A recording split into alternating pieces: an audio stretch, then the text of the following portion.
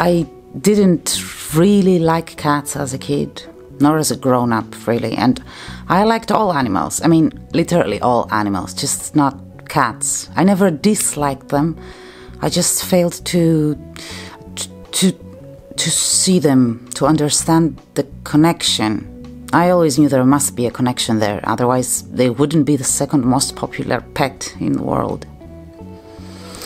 I remember there were a few cats roaming around in my grandpa's hometown that used to hang out with us. We were there on and off. We lived in the city and we would just spend holidays and Easters and Christmases in that village. And every time we were there, so were the cats. I have no idea what was going on when we were not around. When you have this relationship with a place that is on and off, it's almost as if the time stops when you leave and restarts when you go back. So in my naive mind back then, time was restarting every time we returned. And so did the cats. I never wondered what their life was like in our absence. Anyway, when I started volunteering, I did it for the dogs. I care about dogs more than I care about anything in the world, I think. So I did shelter shifts and fostering and rescuing and everything that involved dogs. I resisted volunteering at the cattery for years, and then eventually I kind of did because, well, I'm not sure why. If I did have a need to spend time with cats, it was definitely subconscious. Consciously, my thought was that since there is apparently something about this animal that makes so many people have such strong feelings for it, I need to find out what that is. I need to know. So I started volunteering. And I have to say that a couple of the animals that marked me over the years were rescue cats. Although they marked me as individuals, not as representatives of their species.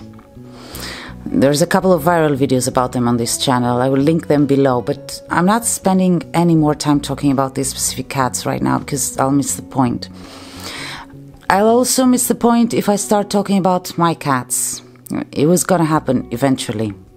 I never wanted pet cats, but when you live in a country where abandoned kittens are as common as cars on the road, no matter how much you resist ending up with 1 or 2 or 10 cats for life, if you have the least amount of empathy in you, you become a cat owner, whether you like it or not. So I did.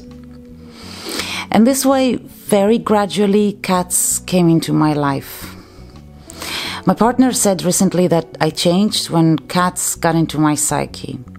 He meant my cats, and he was wrong about that, but he wasn't wrong about the fact that cats have gotten into my psyche, whether I wanted them to or not. But it wasn't my pet cats that did it for me. It was the stray cats of the very first feral colony I ever bothered to care for.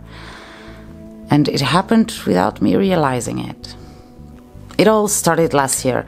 I've already talked about the 3 kittens I found abandoned on the street outside my uncle's property, my grandma's hometown. So basically, there they were, and I fed them and dewormed them, and I had to take one to the vet, the female one, because bronchitis and bad eye, and I spent a month there, and they grew, and they were cute, and I left for the city, and I came back in September, and they were still there, and then I left and came back, and one was gone, and I cried my eyes out, and I left again and came back, and one had emigrated to a neighborhood further down, and the female one had stayed around, and then vet again because bronchitis again, and then, well, of course, spay and neuter them, and, well, feed them regularly, and as you feed regularly, more cats appear. Honestly, for every cat you see on the street, there are about 10 that you don't.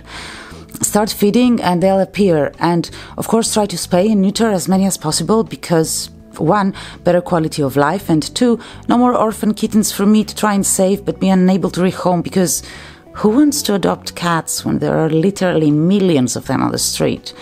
So somehow some of them, including this absolutely feral female, stayed hanging around, and I had to leave for the city again in a month, and I took Grumpy with me, and she became my 3rd pet cat. But this time I left really heartbroken because all I was thinking about was the ones I had left behind. This was a year ago. And within this last year, going back and forth to the village is filled with emotions about some of those cats that live there. and that I've now spayed and neutered all of them, and this is really how cats got into my psyche. Every time I leave for the city, I leave food for them to my aunt, who is not very enthusiastic about having cats around, but I guess she loves me and I love the cats, so she reluctantly feeds them. Every time I go back, the cats just aren't there. Their bowls are in place. The energy of them having spent time around is there, but they aren't. And my heart breaks in two. And for the first couple of days, I pss, pss, pss, pss, as loud as I can, and I've no idea if they'll appear, because they're strays, and they might as well be dead for all I know. But then, on the third day, there they are. And they come talking to me, and they hang around, and it's as if we pick it up from where we had left it off. During the first lockdown, I was gone for 6 months, and this one appeared 3 days after I returned, as if not a day had gone by. And that moment when she returned, it was as if I was starring in a romantic film of an era where the protagonists had fallen in love when they were young, and then they meet again years later and nothing has changed and they still love each other, and you know. Last summer she brought her kittens to me also. Between my back and forth, only one had stayed around when it was time for me to neuter it, and I did. I realized kind of late that this cat was not just hanging around for the food. If that was the case, she wouldn't disappear every time I went away, because I make sure she has food available to her every day. But no, this cat is loyal to me. She comes back for me. Despite her loyalty, it took me more than a year to manage to catch her and spay her.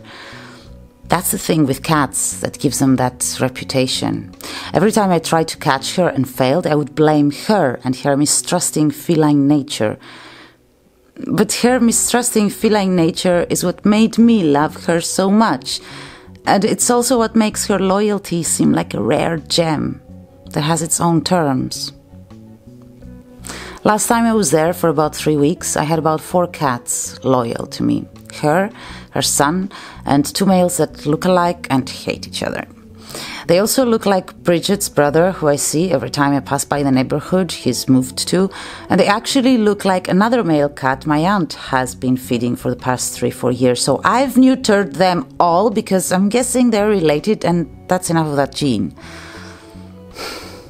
The weather was getting colder, and they would spend some time in the house, always near the front door and always with her back against it or the open window, so they could run out as I approached.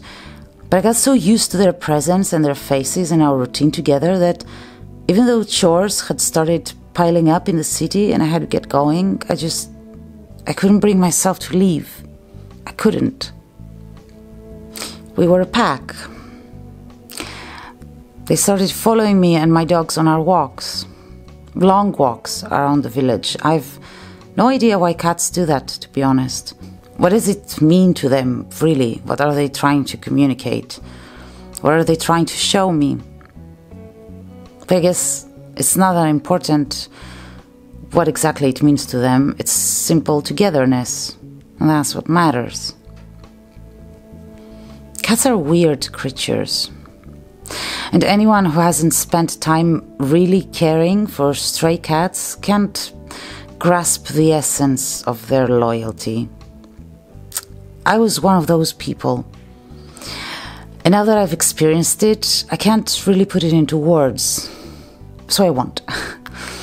I'll only say that a cat's loyalty comes unexpectedly. And when it does, it is there to stay. It disguises itself as opportunism. But it isn't that. It just wants you to see it for what it is on your own, and if you don't, that's on you. A cat's loyalty has spikes that scratch and hurt on the surface because there's something very vulnerable inside to be protected. It's rare, not because it happens rarely, but because we rarely see it for what it is.